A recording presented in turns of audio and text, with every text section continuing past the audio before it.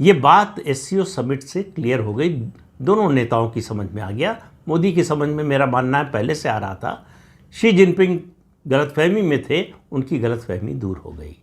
लेकिन हम चीन का साथ चाहते हैं, चीन को अपने डेवलपमेंट में पार्टनर बनाना चाहते हैं और उसके डेवलपमेंट में पार्टनर बनना चाहते हैं, लेकिन अपनी शर्तों पर।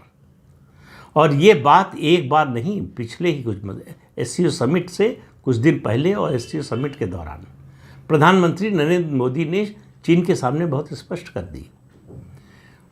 वो चीन जाने से पहले जापान गए। जापान और चीन में किस तरह के संबंध हैं सबको पता है। तो उन्होंने शी जिनपिंग को उसी भाषा में जवाब दिया जो चीन की है। जो चीन के नेता भारत आने से पहले पाकिस्तान जाते हैं या भारत से लौटते हुए पाकिस्तान जाते हैं, मालूम है भारत पाकिस्तान के क्या संबंध है, इसके बावजूद जाते हैं। तो कहा कि आप कर सकते हैं तो हम भी कर सकते हैं। लेकिन ये केवल जो है ऑप्टिक्स के लिए या चीन को चिढ़ाने के लिए या चीन को पर दबाव डालने के लिए नहीं था। जापान यात्रा प्रधानमंत्री की बहुत सफल यात्रा कही जाएगी।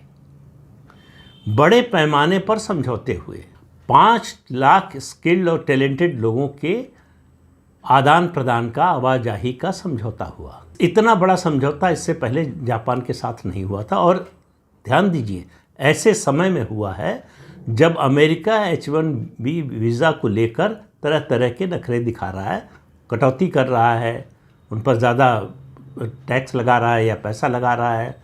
ये सब हो रहा है जब अमेरिका में जो भारत के प्रतिभाशाली लोग हैं, जो टेक्नोलॉजी के जानकार हैं, विशेषज्ञ हैं, जो एंटरप्रेन्योर हैं, वो सब जब विकल्प की तलाश में हैं, ऐसे में प्रधानमंत्री नरेंद्र मोदी ने जापान के साथ ये समझौता किया है।